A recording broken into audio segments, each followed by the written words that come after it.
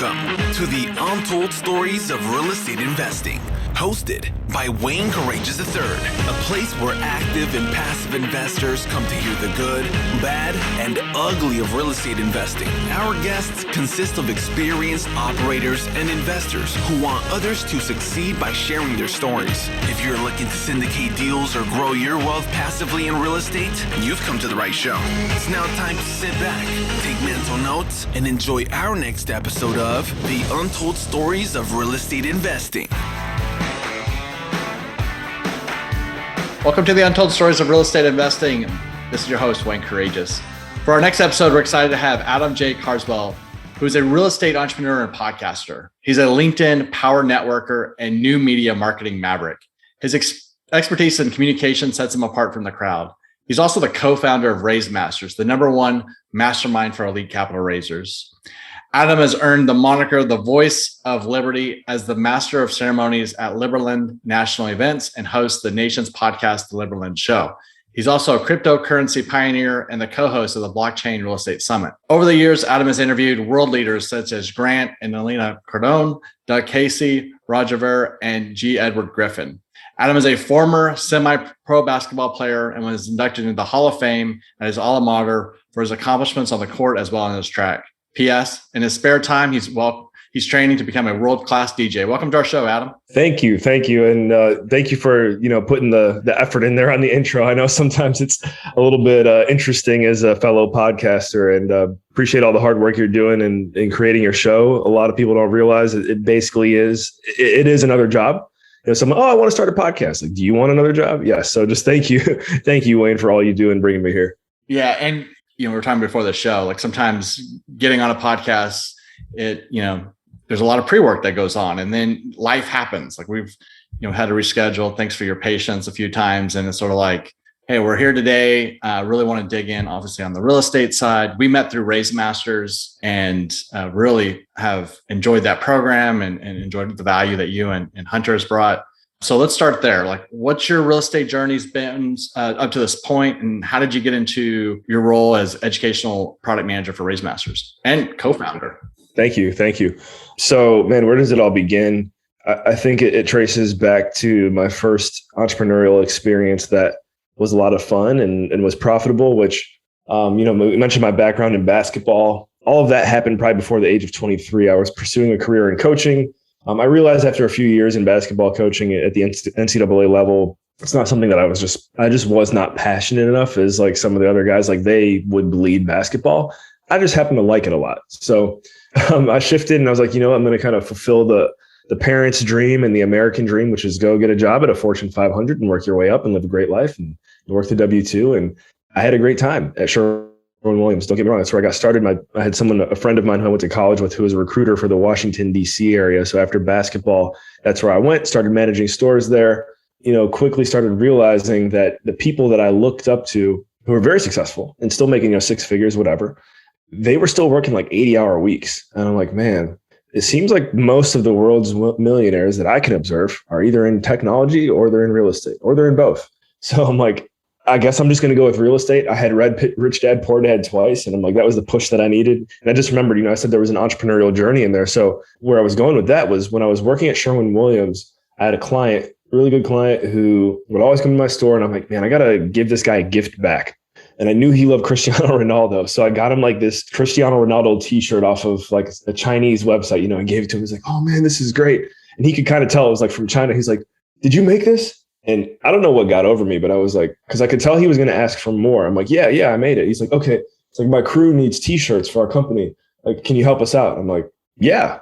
Walks out the store. I'm like, wow, okay. How are we going to do this? Call up my buddy, Chaz Irish, who I don't know if we'll go down this rabbit hole later in the conversation, but I'm actually working on an NFT project with Chaz right now. And at the time, I'm like, dude, he's in graphic design. I'm like, is there any way we can make t-shirts for like a painting company? And he was like, yeah, let's do this, and this. And then boom. So next thing you know, we got our first order out to my buddy, Johnny Cruz. And then we started scaling for there. And we realized there was a huge niche in Washington, D.C. and probably other markets around the U.S. for, his first language was Spanish. And many of my clients, their first language was Spanish. And thankfully, I learned Spanish growing up. My mom taught it throughout high school and stuff. So hablo poquito. And I was like, helping out all these guys who would have probably been intimidated to go into an English speaking store and order t-shirts. we were supplying my paint clients with t-shirts, which, I didn't really tell Sharon Williams was going on until, later, until now I can talk about it. But that's when, Chetty and I, it's my friend Chaz's nickname, Chetty, we started making money. And, all of a sudden we're like, wait, this doesn't need to go through anyone else before we get paid for the success that we're having right now. Like, this is going straight to our account. This is kind of nice. I think I like entrepreneurship. So I backtracked there to go back to when I read Rich Dad, Poor Dad, and I put the two together. I'm like, okay, I'm going to become a realtor, I'm going to pursue real estate, see what happens. And that was, 2016, 2017, which is crazy to think that's like 6 years ago now. But during that time, I quit my W-2, like a crazy mid 20-year-old kid, not really like the best plan ever, but I just quit, had 3 months of savings, probably should have had 6 months, but it was like, whatever, going to do this. And I found Hunter on a podcast, because that was also the first time in my career that I'm like, whoa, I have all this time. I just started going down all these like YouTube university type of rabbit holes. And I found Hunter on there. I'm like, man, I like this guy's worldview. He's in commercial real estate, which I'm interested in getting into, but I don't know anything about. I'm going to reach out to him. And he said, that interview that he did, if you want, I'll shoot it to you. Just make sure you follow up with me. But that interview got like 15 to 20,000 plays. And he's like, dude, you're the only, for whatever reason, you're the only one that reached out from that interview. Okay, it's cool with me. So that was the straw that broke the camel's back for Hunter and I to start working together, because that's when he first started creating educational products. I became one of his first mentees. And then that relationship has just snowballed over the past, roughly 5 years into now. We started Raise Masters last year, and things are just very fun, profitable, and good right now. So we want to obviously keep that momentum rolling and pour it into the lives of all around us, including yourself and those who are tuned in. Yeah. And, one thing that I've really noticed about you is, one, obviously your personality, you're very outgoing. You have a really good way of marketing. And I think that's part of, you're growing up, et cetera, but also with Hunter coaching and all. So let's talk about, media and marketing, investor relations. How do all those tie into real estate, more so at the commercial real estate level? I mean, I guess even when you're a realtor, what all were the marketing and media tools, whether you were trying to find deals or you were trying to market for your clients to sell and obviously, raise capital? Yeah, it's so interesting, because the whole concept of the power of communication, the power of marketing, what sales truly is, like every entrepreneur at their core is actually a salesperson. These are all things that I feel like I didn't consciously start paying attention to until like the past 2 years at the most. And so I look back on my journey, which was a bunch of connect the dots and not knowing what the heck I was doing for a while and wondering where money was going to come, definitely at some points. But, I think at the core of it all, if there's anything that I could take from that experience up until now, I had a phase in my life between the coaching and that transition into like the more, I don't know if you want to say professional world, because obviously coaching is professional, but I had a moment where I took a step back. I like deleted all my social media, everything, cleaned house. It was actually really nice for a moment to just be accessible by cell phone. But the one thing that I did not delete, and the one social media platform I've had this whole time, is LinkedIn. And that platform has served me well and continued to serve me well in so many ways. And yeah, that it's a question where I think I could probably give like 30 different answers or strategies that just happen to work for me. But if there's one and we can dive into this, but from a very high level, it's something where I feel like if you're not leveraging LinkedIn to your advantage, commenting, liking, or posting on your own, once a week is a really good place to start. And that's the level and capacity that I've been at on that platform for about the past 5 years now, where I'm kind of in cruise control at this point. Yeah. So how part of your LinkedIn strategy, are you posting daily? Are you creating your own content? Are you more trying to find, other people that is putting content and you're responding and putting thoughtful comments? How about, what's your strategy with LinkedIn? It definitely started from a place where I think, like many of us who are on LinkedIn and are active and are posting, we've all had that moment where we were getting started where it's like, should I really be doing this? Like, who's going to see it? I think that's a huge thing that holds a lot of people back from doing anything on LinkedIn besides lurking, is like, who's going to see this? And for the right reasons, like especially if you're working a W-2 or some job where you got to be just really careful about what you put out there, you can't help but have reservations. But whether you're working a W-2 or an entrepreneur, I think whoever you're associated with is actually going to admire your activity on LinkedIn than you might think as far as getting started, because, every name, every face out there, whether you realize it or not, like, you are a brand. You're a brand. And whatever jersey you're wearing, that's going to take the level of whatever team you're playing for up to the next level. So I remember someone who's very well known in our circles now through LinkedIn, Yona Weiss, when he did I happened to be connected with him when he did his first ever 10-day LinkedIn challenge. And I had already been posting a little bit before then, and that's how I found him. But this was probably 2017, 2018. But Yona started this challenge where it's like, hey, everyone in my network, we're going to see what happens if we post on LinkedIn for 10 days in a row. And, being in that first group that he did, which is, I guess, looking back on it, a bit serendipitous. But what I learned was, whoa, I just posted every day for 10 days. And my likes, my comments, my engagement, everything went up. Because another thing that I think holds a lot of us back is you get 1 or 2 likes and you go, you know what, this isn't for me. I'm making myself look stupid. You'd be surprised how many people lurk on your content that you don't know are paying attention to you. Because if anything, I feel like the most comments I get about people seeing me on LinkedIn are the people that I've never seen or never seen comments on my stuff. So I say that all to circle back to what you were saying, which I think is, either where did it start or what is the best strategy, but getting yourself in the habit of posting daily or weekly or just engaging on that platform really will serve you if you stick with it. Yeah, I've noticed because I don't post as much on my personal, more so because I'm driving people to the business LinkedIn page that we have. But there's definitely, it seems like the business LinkedIn page, it's harder to get, I don't know, the number of views, or there's something in the coding for LinkedIn. You're right. And I don't know. So I'm curious on, how do you, what is your experience with the, for those that have a W-2 or not as wanting to post day to day on their personal page, more so on their business page. Is there any hacks to, increase the views? There's definitely at least a couple hacks that I want to share here. I mean, one from the business page perspective, if for anyone out there, and maybe you can relate here, Wayne, too, if you are posting consistently on your business page and you're getting 1 or 2 likes or whatever, I would not be concerned about that. What I would be most concerned about is when someone's going to check out your company and they see that your business page hasn't posted for 8 weeks. That's what speaks. So even if you're getting no likes on the business page, I know that's what I always look for when I go check out someone's business. Oh, they posted 4 months ago. Well, they must be whack, right? So don't get discouraged there. I do think it's just becomes more and more prevalent that someone's face, your brand, your name is ultimately what's going to sell and move the needle forward the fastest. So if you're this is what my buddy Tyler Lyons, who's now the director of investments at ASIN Capital, and can very much just go out on LinkedIn and be himself now. Less than a year ago, Tyler was in a position, I had many conversations with him, and he wasn't working with ASIN at the time, where he wanted to create this thought leadership platform, but he was also concerned that his W-2 was going to see it and start thinking things and whatever. So he did something very brilliant, which I would encourage to anyone out there listening.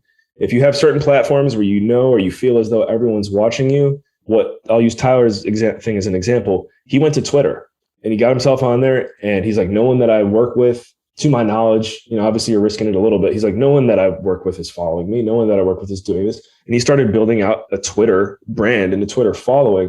And what you can do with that is, one, either just keep growing it until it goes out of control and you could probably go full time at that point, or you just do it one thing at a time. So many people see Grant Cardone and oh, I got to be on Snapchat and TikTok and every single thing that exists. It's no, unless you're at that level, how about you master the LinkedIn, you master the Twitter, and then you slowly branch out to the other channels. Once you have a following too, right? Because then you just hey, come follow me here. Boom. So right. Those would be my simple hacks.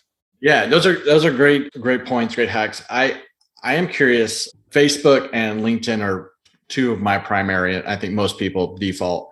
What about Instagram? You mentioned TikTok and other. I mean, where do you see the most success from a real estate capital raise standpoint, or does it just it's up to the individual and the group? Oh man, we're cooking with gas now. So Facebook, never, ever, ever, especially right now, you just cannot underestimate the power of Facebook groups. And groups could actually be for someone who is working that W-2 situation. You can make your group private or closed or whatever, so you can kind of control who's coming in and out. So you definitely don't want to overlook Facebook groups, because out of the, 2020 to, out of the past 12 years roughly, or however long I've had a Facebook, the only time that I can remember seeing an actual commercial on TV for Facebook was in the past 2 years. And guess what it was for? Facebook groups. So if a company with that much capital behind it is going, hey, our first commercial is going to be on Groups, might be worth, checking out. So create a community, Facebook groups. That's one thing I would recommend. Instagram is so interesting because I personally, this is just me, I do feel as though maintaining an Instagram, you either got to be in a position where you can just pay someone to run it for you, or you don't do it. And I would like to use my Instagram as an example. You use it as kind of like your reality TV show, but I think Instagram is the one platform where if you're not careful, you kind of build yourself into a cage. You get caught up, like millions of followers, whatever. Oh, it's so tricky though, because then there's some people who like their success comes from their 2 million followers on Instagram. So personally, I'll say this: Instagram is a direction that I have no desire to like pursue hardcore, but I do think maybe it's important to just have one. And then I think the ultimate hack that most people really aren't paying attention to right now is YouTube. And you might even heard me, I know I've shared this a few times, even on the Raise Masters calls. It's like, you look at Instagram, you look at Facebook, LinkedIn, TikTok might be getting there as a competitor with YouTube, but I haven't seen it yet. And what I mean is, I have videos that I've posted within the past decade that will just randomly get like 5,000 views, 10,000, whatever. But I remember when I posted it, it had 5. And so it's like, YouTube is the true evergreen machine. I might even argue, going to what I was saying about LinkedIn, I might even argue that it might be more important to post consistently on YouTube, because my buddy Adam Gower once said, the host of, or you go to gowercrowd.com to check him out. He's awesome. It's like marketing is like a good workout, but it's even better than a workout, because when you get a piece out there, it still works for you even after you put it out. I'm like, man, that was good. Yeah. So, well, I know. Let's hit on YouTube, because man, I started a YouTube channel a year and a half ago or so. But since the first week of April, we have posted every week. So we're probably on our 3rd video. So consistently every Thursday we're posting a new video. Awesome. That's a big win. Yeah. But I was using Big View for the where you sort of type out your script, and you can either use your phone and it scrolls. It's the word scrolls. So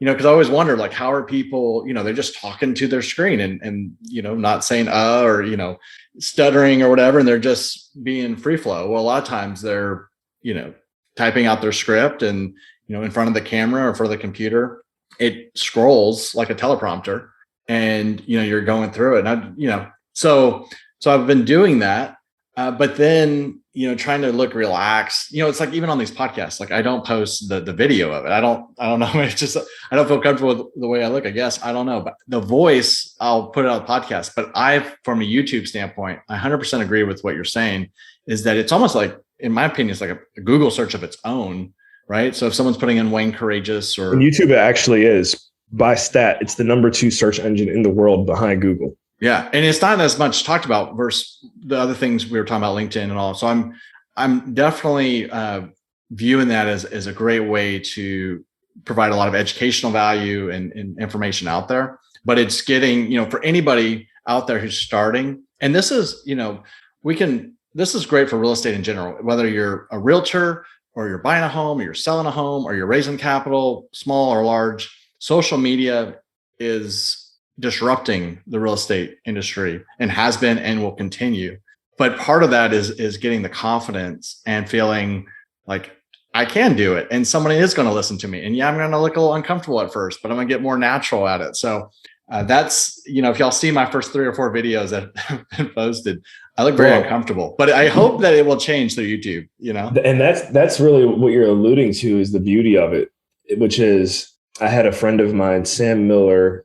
Last time I checked in with him was about a year ago, but he's like an Australian, American, Canadian. He's everything, living in Colombia.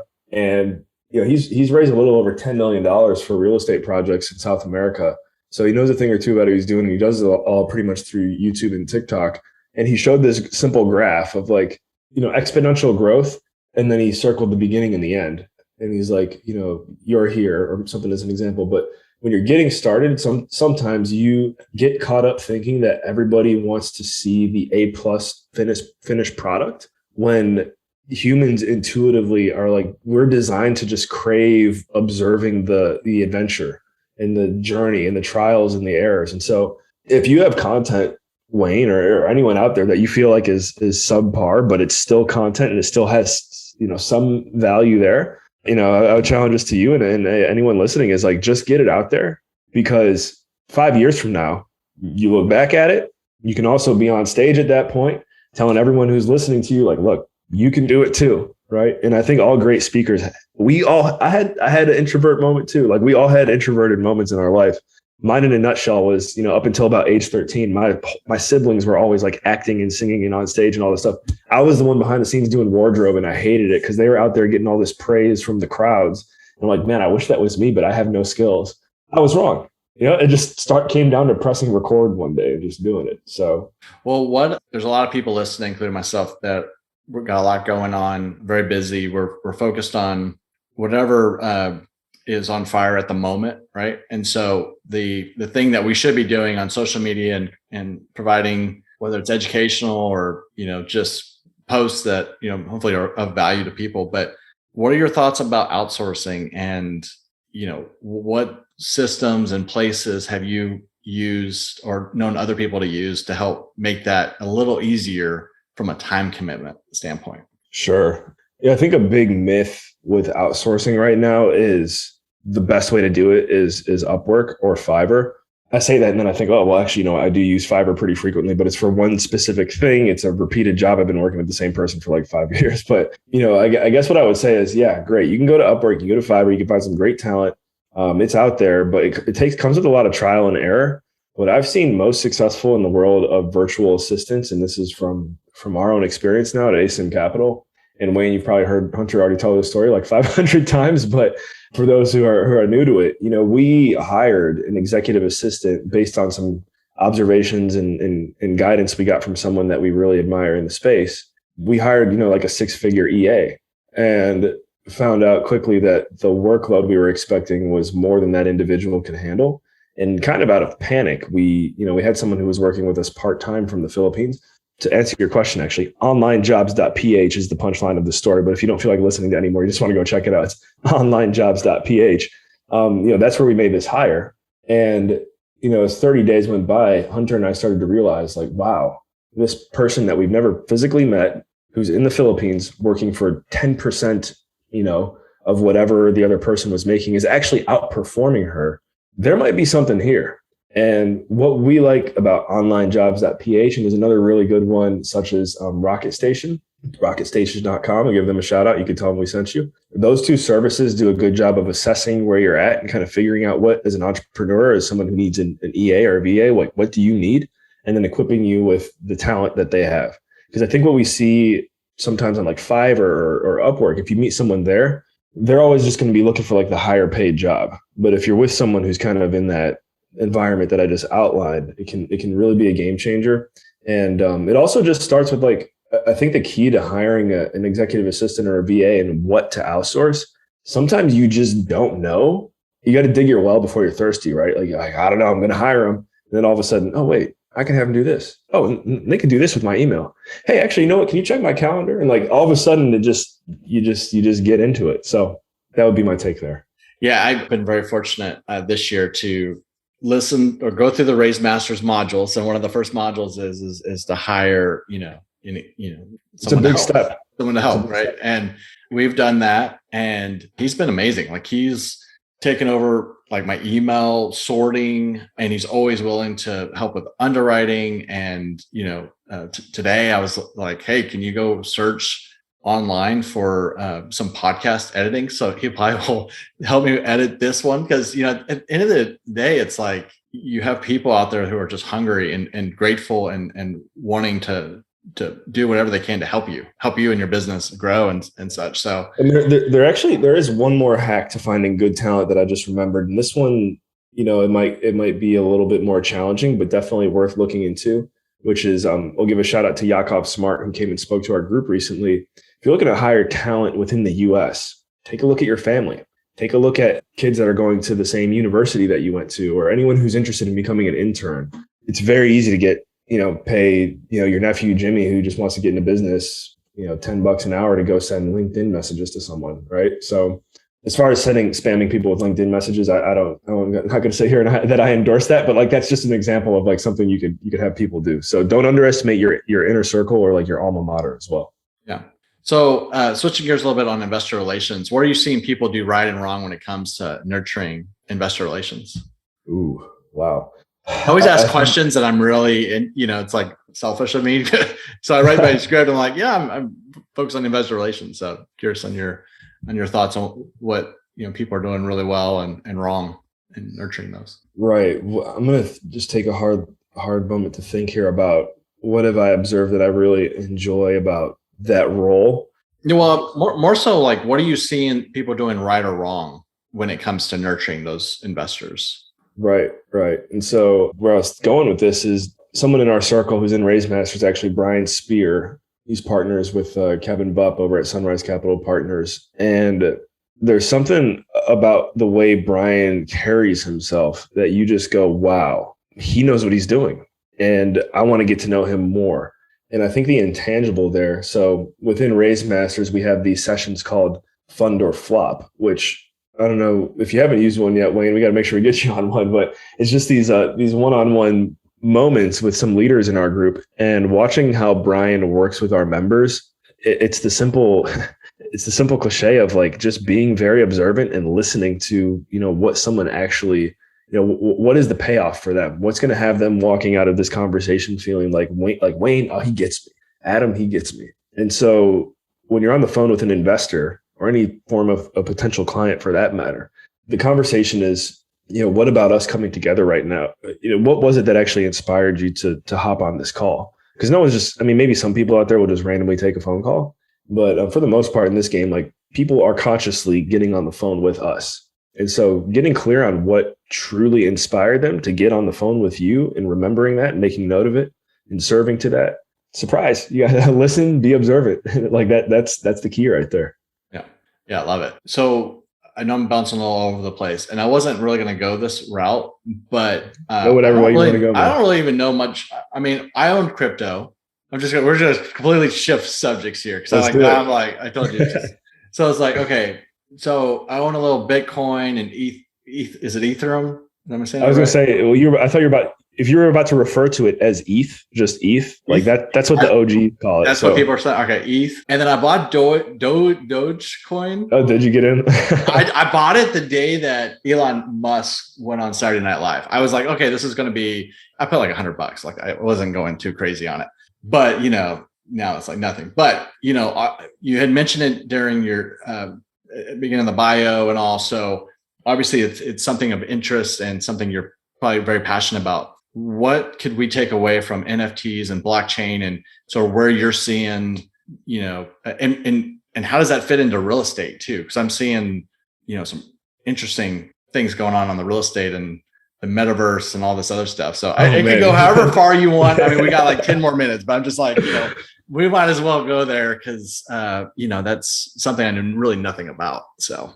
Sure, man, this is such a juicy question. And for anyone tuned in right now who is in the world of blockchain or crypto, you understand, because it's one of those industries, and there's a lot of industries out there, honestly, like it too, like commodities, stocks, even real estate. But I think crypto is cream of the crop example of something where you gotta figure out which lane you want to go in and give everything you got to just be dedicated to focusing on that lane, because every day you will hear about the next big thing. It's the Wild West.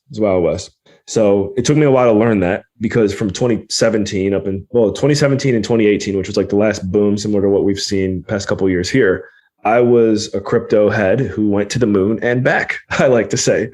So it still worked for me, or it worked on me and worked for me simultaneously, meaning, okay, next time, let's just not be the typical millennial thinking that I'm going to retire at age, 27.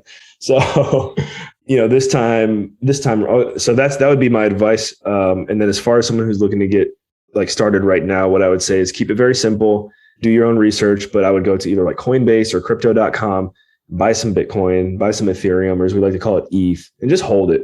The people who I've heard so many stories of someone who had like 100 Bitcoin in 2012, and then it went up to $1,000, and like, oh my gosh, this is crazy. And they sold it.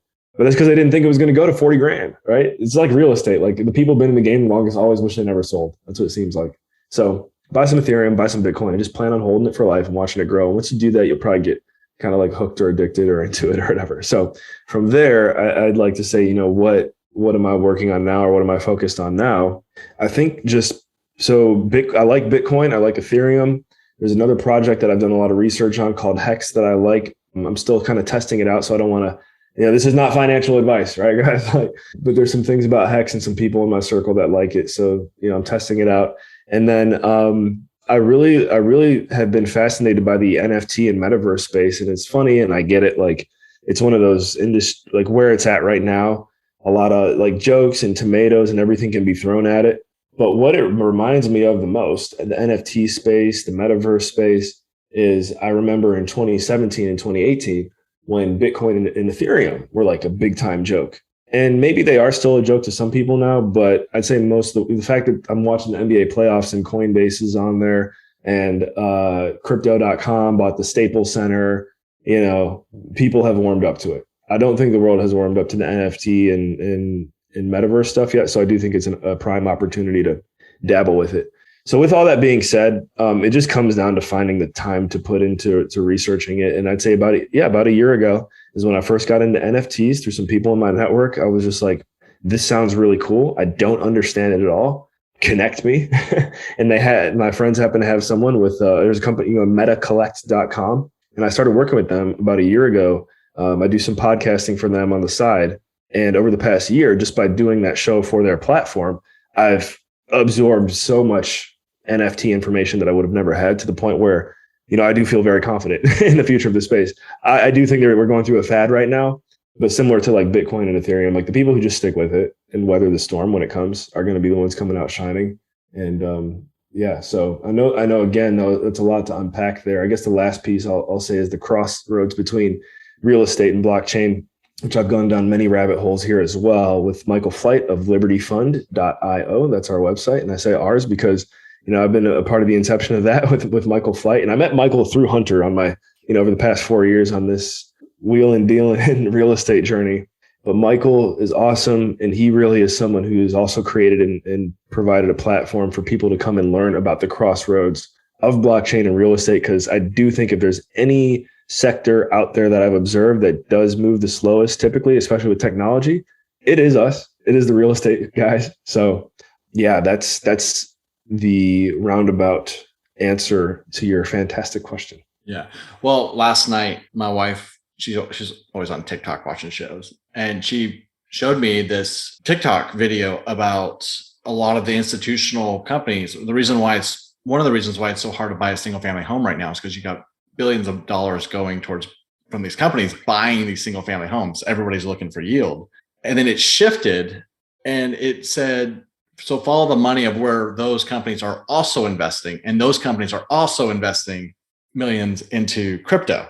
So it's sort of, they're buying single family homes and they're, buying, crypto and going into the NFT space and all. So, I think if anything, I mean, we're not gonna be able to, it's probably a whole nother podcast diving deeper and deeper, but, I think even for myself, it's something to continue looking into and trying to, I mean, it seems so foreign, but it's like what you've done over the last year is you just embraced it and every day you're learning more about it. Right. So, yeah. And I think the big takeaway there, because I remember when I first committed to doing some podcasting with MetaCollect, I was like, dude, I have no idea how I'm going to find the time for this, but it really just boiled down to having an hour a week. That's where it all started. So some good research sources to go to actually like learn, because the show you can go check out our show, MetaCollect on YouTube. I wouldn't really say it's necessarily for beginners. If you're looking to just start immersing yourself in we'll just call it the NFT and metaverse space, there's someone that I really like in our circle as well. His name is Crypto Stash. Crypto Stash is a good guy. And then on the crypto side of things, Data Dash is someone who's been very persistent and committed to delivering valuable information in the crypto space. And then for the intersection of blockchain and real estate, libertyfund.io. Go ahead and get on our mailing list. Nice. Well, Adam, thanks so much for your time. I always want to have you mention how people can find you, which you've already mentioned your website, but there could other ways that people can find you. But also, I always ask this question at the end, and that's really, what is your proudest moment, whether it's in real estate and life in general? Loved our audience. I might have to steal this one. This is great. I'm actually kind of shocked. I feel like this is a question more people should ask. Okay, proudest moments aside from getting married, because right? Can we say that? That's number one. She's gonna listen to this podcast. Probably will. Okay. I love you, Nikki. Getting married, number one proudest moment. I'm looking at our picture right there. It's great. Petty Harbor, Newfoundland, June 27th, 2021. Coming up on a year. So the next moment, and I'm just going to go off of what shot to my head first, because I mean, I don't know, we can all think of a lot, but I remember my senior year of college, as we mentioned, I played basketball. What was kind of underestimated in that intro was I actually had a much, much better track career in college. And that's what actually led to me getting inducted into the Hall of Fame. I was still good at basketball, don't get me wrong, but track, like, we won a bunch of championships. I was really good at the 400. We broke a bunch of records. And my senior year, we're running the Open 400, which was my race. I had won the conference championship the last 2 years in that event. So, like, huge target on my back. Like, no one wants me to win 3 in a row. And coming into the race, actually, there was 2 other people in the race that had ran faster times than me that year. So really, they were the favorites to win it. But I will never forget coming down that final 100 meters. I was probably in like 5th place. And one thing that I was kind of notorious for in the races that I would run, and my teammates would tell you, is like, that final 100, that's Adam. Like, that's where you're going to see it. That's where you see the magic.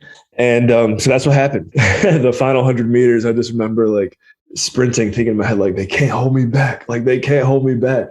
And I finished first place, 3 times in a row. And just the feeling of, like, that feeling right there was just so good. And then we did win the title that year too. So that's what came to mind for me. Thank you for jogging that memory. Yeah. It's been a while. Well, I mean, it's probably a great example of all the success in your life, the grit, hard work, the discipline, go get it attitude. So, well, Adam, how can listeners find you and reach out to you?